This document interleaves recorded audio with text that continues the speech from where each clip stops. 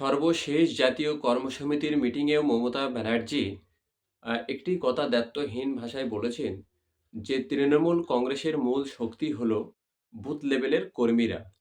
এখন এই বুথ লেভেলের কর্মীদের যারা তথাকথিত নেতা হিসাবে বিভিন্ন পদ অবলম্বন করে বা বিভিন্ন পদে তারা বিলং করে, সেই সমস্ত তথাকথিত নেতারা কখনো কি ভেবেছে যে মমতা ব্যানার্জি যে কর্মীদের কথা বারবার বিভিন্ন মিটিং, মিছিল, সংগঠন এবং কোর কমিটির মিটিংয়ে বলে থাকে, সেই কর্মী কারা? সেই কর্মীদের আবেগ কী? সেই কর্মীদের চাওয়া কী? সেই কর্মীদের পাওয়া কী?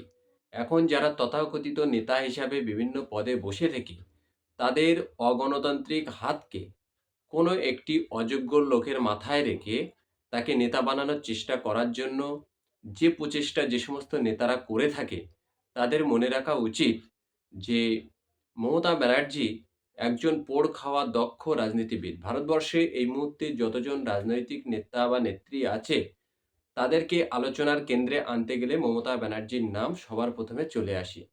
সেই মমতা ব্যানার্জি যখন বিভিন্ন আলোচনা প্রসঙ্গে তৃণমূল কংগ্রেসের মূল শক্তি বুথ লেভেলের কর্মীদের কথা বলে, তখন যে সমস্ত নেতারা এই কর্মীদের আবেগ, চাওয়া পাওয়ার বিষয়টাকে বিসর্জন দিয়ে তাদের যে গডফাদার হ্যান্ড বা অগণতান্ত্রিক হাতকে কোনো অযোগ্য নেতার মাথায় রেখে সেই অযোগ্য ব্যক্তিকে নেতা বানাতে চেষ্টা করে, তখন ওই তথাকথিত নেতাদেরকে মনে রাখতে হবে যে পৃথিবীর বিখ্যাত বিখ্যাত রাষ্ট্রবিজ্ঞানীরা তারা বিভিন্ন বিষয়ে আলোচনা করতে গিয়ে তারা প্রতিনিয়ত একটি কথা স্মরণ করিয়েছে রাজনীতিবিদদের জন্য, যে যে সমস্ত রাজনৈতিকবিদরা বা যে সমস্ত রাজনৈতিক নেতারা তাদের গ্রাসরুটের অর্থাৎ নিম্ন স্তরের যে কর্মীরা আপ্রাণ চেষ্টা করে কোনো রাজনৈতিক দলের ভিতকে প্রতিষ্ঠা করে,